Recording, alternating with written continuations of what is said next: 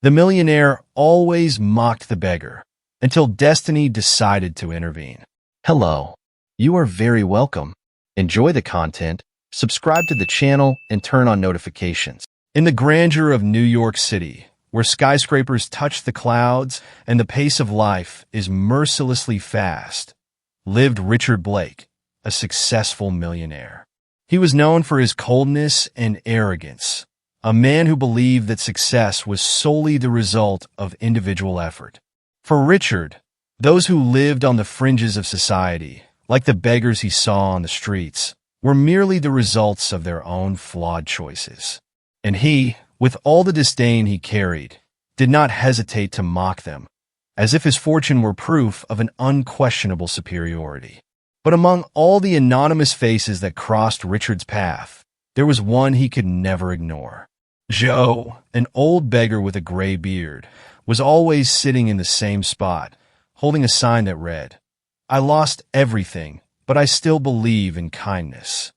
To Richard, Joe was the symbol of everything he despised. Day after day, he made a point of humiliating him, tossing coins in a cruel manner and uttering words laden with contempt. However, destiny, the one Richard so often ignored, began to intervene. Small misfortunes started to emerge in his life, like dark clouds foretelling a storm. At first, they were mere coincidences. An important meeting missed, a stain on his favorite shirt, a minor issue with his car. But over time, these incidents became more frequent, more severe, as if an invisible force were slowly dismantling Richard's empire. And so, while Richard sank deeper into his own arrogance, unable to see beyond the shine of his wealth, destiny was preparing the ground for a twist he could never foresee. As the days passed, Richard Blake's life, once impeccably organized and controlled, began to unravel like sand slipping through his fingers. Every time he crossed paths with Joe, the old beggar with his sad smile and eyes that seemed to see beyond the obvious, more disasters emerged. One morning, Richard arrived late to a crucial meeting. His words, which had always been sharp as blades, sounded confused and uncertain. The $1 million contract he had taken for granted slipped through his fingers, leaving him with a growing sense that something was profoundly wrong. He began to lose the confidence that had always defined him, as if a shadow were following him, invisible yet undeniable. Richard's car, a symbol of his status, began to experience inexplicable failures. First, it was just an electrical malfunction. Then, the brakes failed on Wall Street, nearly resulting in a disaster. And then, the most frightening, he began to feel as though he were being watched, even when he was alone. In the silent nights of his luxurious apartment, he swore he could hear whispers, as if the walls were sharing secrets he was unprepared to hear. Richard tried to dismiss these thoughts. He, the man of reason, did not believe in superstitions. But each time he looked at Joe, sitting in the same place with the same serene smile, something within Richard trembled. It's impossible, he told himself. He's just a beggar, without any power. Yet, despite this, doubt began to gnaw at his mind, deeper and deeper. Then one day, as he passed by the same route, Richard stopped suddenly. Joe was not there. For the first time in months, the beggar had vanished, leaving only the old sign lying on the ground. A strange sensation overtook Richard, a mixture of relief and panic. What did it mean? He approached the sign and, upon lifting it, found something that made his blood run cold. Beneath it lay an old, crumpled photograph of a young, smiling man next to a simple car. It was Joe, but much younger, and beside him was someone Richard recognized immediately. It was himself, in his youth, before he had built his fortune, before he had forgotten who he really was. The revelation was a blow like no other. The connection between them, which Richard had never perceived, now unfolded before his eyes. The shadow that followed him was not a curse, but the memory of something he had buried deep within his soul.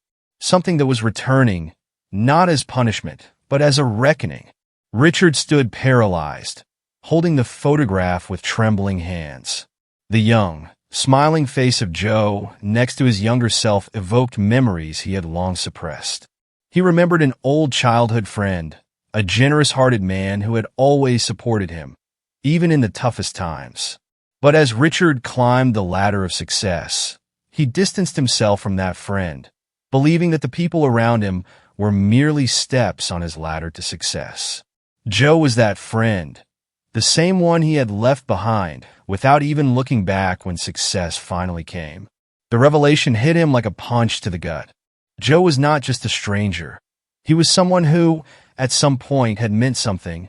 And now, that old man, with his gray beard and tired eyes, was there, not to ask for help, but perhaps to remind Richard of something he had lost, his humanity. Suddenly, Richard felt an urgent need to find Joe, to confront his past, and perhaps correct a mistake he had made decades ago. He began to search frantically through the streets, asking other homeless people and local shopkeepers, but no one seemed to know where Joe was. Some said he had simply vanished. Others claimed he had been seen last heading toward the river, as if to follow his final destiny. As Richard ran through the streets, he remembered the words Joe always said with a smile. "I lost everything, but I still believe in kindness."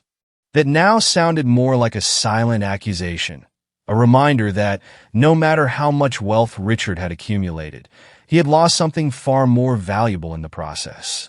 Finally, Richard arrived at the riverbank. The darkness of the night began to engulf the city, and the cold wind whipped against his face. He looked around, trying to find any sign of Joe, but all he saw was the dark water and the distant lights of the city. Despair overwhelmed him. What if it was too late? What if he never had the chance to redeem himself? But then, something caught his attention. By the water's edge, an old hat, the same one Joe used to wear, floated gently. Richard knelt down, picking up the wet hat, and as he did so, he realized that destiny had truly intervened. Perhaps Joe was no longer physically there, but the lesson he had brought to Richard was clear. He had mocked someone who had once been his friend, someone who believed in kindness even when the world had abandoned him. And now, Richard stood before a choice: to continue living with the emptiness of his arrogance, or finally reconnect with the part of himself he had forgotten. Richard stood up, holding Joe's hat firmly, determined to do something he had never done before. He knew he couldn't change the past, but he could choose his future. Life had given him a second chance, and he was ready to accept it. With Joe's hat in his hands, Richard felt the weight of the choices he had made throughout his life. The man he had become, the arrogant millionaire who despised the less fortunate, was a shadow of the idealistic young man he once was. But now, by the riverbank, something inside him began to change. A new determination emerged, a desire to finally make peace with his past and, perhaps, with himself. In the following days, Richard began to act in ways that surprised everyone around him. He returned to the place where Joe used to stay, but this time, not to mock, but to help. He started distributing meals to the homeless, talking to them, understanding their stories. He realized that each of those people had their own story, a path that had led them to that situation. And the more he listened, the more he saw himself in them, remembering how he himself could have taken a different path. At the same time, Richard began to reassess his actions in the business world. He knew he had built his fortune at the expense of many, with ruthless decisions that had destroyed lives and careers. Now, he decided to use his influence and resources to create support programs for small entrepreneurs, providing opportunities for those who, like Joe, might have lost everything but still believed in kindness. However, this new path was not easy. Richard faced resistance from his colleagues, who did not understand this sudden change. Some called him crazy, others called him weak. But Richard stood firm, knowing that this was the only way to honor Joe's memory and rediscover his own humanity. In moments of reflection, he often returned to the river where he had found Joe's hat. There alone, he thought about the decisions he had made, the missed opportunities, and the new ones he was creating. He knew he couldn't undo the past, but he was determined to build a different future, where his wealth would not be measured solely by money, but by the positive impact he could have on others' lives. Over time, Richard's actions began to bear fruit. He saw the people he helped regain their lives, businesses flourish, and those he had once scorned now looked at him with respect and gratitude. Richard felt something he hadn't felt in years: inner peace. He was finally at peace with who he was and the path he had chosen to follow. And so, the man who had once mocked a homeless person was now becoming a symbol of redemption and hope. Destiny had indeed intervened, but not to punish him, and instead to give him a second chance. And Richard, with Joe's hat always in his office as a reminder, was determined not to waste it. Time passed, and Richard Blake's transformation became the talk of the town. The man who had once been feared and despised was now seen as a philanthropist, someone who used his fortune to do good. But despite the visible changes, Richard still carried a weight in his heart. He knew that his journey of redemption was not complete. There was still something unresolved, something destiny was holding for the right moment. On a rainy night, while Richard was reviewing documents in his office, a mysterious letter arrived. There was no return address, just his name written in shaky handwriting. Intrigued, he carefully opened the envelope. Inside, he found a single sheet of paper with a short, enigmatic message. "What you seek can only be found where it all began." Richard felt a chill run down his spine. He knew exactly where it all began, in the small neighborhood where he grew up before he became the businessman he was now. Without hesitation, he grabbed his coat and left home, driving silently through the streets of New York. The neighborhood had changed, but the memories were still vivid in his mind. He arrived at the destination, an old abandoned factory where he and Joe used to play as children. The place was decaying, but it still bore the marks of the past. Richard entered the building, his heart racing, feeling the presence of something he couldn't see, but knew was there. Inside, the darkness was nearly complete, except for a beam of light falling on an object on the ground. As he approached, Richard saw that it was the same hat Joe that he had kept so carefully, now inexplicably there before him. He knelt down, picking up the hat, and at that moment, a voice echoed through the room, a voice he would recognize anywhere. "You finally understood, Richard." Richard turned abruptly, and there, in the shadows, stood Joe. Not the old homeless man, but the young childhood friend, just as he remembered him. The image was almost ethereal, as if he were between two worlds. Richard, in shock, could barely speak. "Joe, how is this possible?" Joe smiled, a smile that carried years of suffering and forgiveness. "I was always here, Richard, waiting for you to remember, waiting for you to find yourself again. Life pulled you away from what truly matters, but destiny brought you back." Richard felt warm tears rolling down his face. He had spent so much time running from his past, so consumed by ambition, that he had forgotten who he really was. And now, in that place where it all began, he finally understood. "Forgive me, Joe. I was blind, selfish." Joe stepped closer, touching Richard's shoulder in a nearly imperceptible way. "You did what you had to do, Richard. Now the cycle closes. Keep living, but never forget where you came from. True wealth is not in what you possess, but in what you do with it." And then, like a dream fading at dawn, Joe disappeared, leaving Richard alone in the factory. But he was no longer lost. He had found his way back, not just to the place where it all began, but to the truth within himself. Richard left the factory that night, knowing his life would never be the same. He had found what truly mattered, and he was ready to live according to this new truth. After that night in the factory, Richard Blake returned to his life, but he was no longer the same man. The experience he had with Joe, or the manifestation of his friend's spirit, left a deep mark on his soul. He carried Joe's hat with him, not just as a symbol of remembrance, but as a guide, a constant reminder of what truly mattered in life. Richard began to implement real and profound changes in his life and in his business. He transformed his company, which had been solely profit-driven, into an organization that prioritized the well-being of its employees and invested in social projects that helped those in situations like Joe's. Richard personally got involved in every initiative, ensuring that his fortune was used to create opportunities and restore dignity. Gradually, he began to see the fruits of his actions. Families were lifted out of poverty, young people found opportunities for education and work, and communities were revitalized. The impact of his actions was tangible, and Richard felt a satisfaction he had never experienced before. He was not just fixing what had broken, but also building something new and meaningful. Sound of children laughing in the distance, happy voices in a community.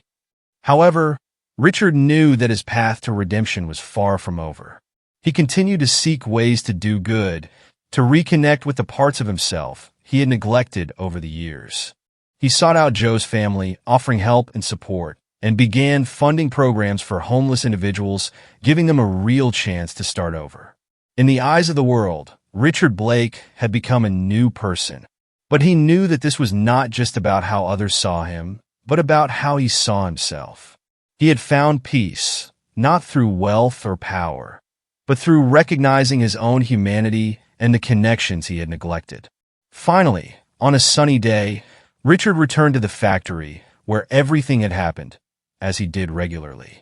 The place had now been transformed into a community center, where people of all ages gathered to learn, grow, and help each other. He observed in silence, with a gentle smile on his face, feeling at peace with what he had become. Joe's hat was displayed in a place of honor, alongside a plaque that read, "True wealth lies in sharing what you have best with the world." And thus, the story of Richard and Joe continued to inspire all who passed by, reminding them that no matter how far someone may stray from the path, there is always a chance to find their way back. Richard knew that fate had guided him there, but the choices were his. And he had chosen to live a life of purpose, a life where kindness and compassion were more valuable than any amount of money. And by doing so, he finally found what he had been searching for: peace, redemption, and above all, a connection to his true essence. Years passed since that night when Richard Blake found Joe's hat in the old factory. Life continued its course, but Richard, now an older and wiser man, remained true to the principles he rediscovered that night. He retired from business, but his legacy lived on through the foundations and social programs he established. Richard spent his days in a small house in a quiet neighborhood, not far from the community center he helped to found. He dedicated himself to simple projects like gardening and reading, but always found time to visit the center, where he was warmly welcomed. He became a mentor to many young people, offering advice based on his own experiences and past mistakes. But there was something more. Richard felt that Joe, in some way, had never left him. In moments of silence, he felt the presence of his old friend, like a gentle breeze passing by, bringing with it a sense of comfort and approval. He knew that wherever Joe was, he was at peace, just as Richard was now. At the community center, Joe's hat continued to be a symbol of hope and transformation. Young and old, rich and poor, all who passed through that place knew the story of Richard and Joe, and many found inspiration to change their own lives. The plaque next to the hat, which spoke of true wealth, became a mantra for those seeking something more meaningful in life. Richard lived his days with a peace he had never imagined possible. He had found redemption, not through grand gestures, but through small daily acts of kindness and compassion. He understood that life was not about accumulating wealth, but about sharing, about doing good, and about reconnecting with what truly matters. On a sunny morning, while walking through his garden, Richard paused for a moment, feeling the warmth of the sun on his face. He closed his eyes, and for a brief moment, he swore he could hear Joe's voice again, soft and friendly, just as it always had been. "You did well, Richard. You finally found what you were looking for."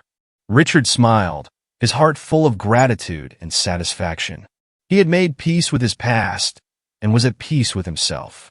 And so, His journey came to an end, not with fanfare or glory, but with a serene tranquility that only those who have truly found themselves can feel.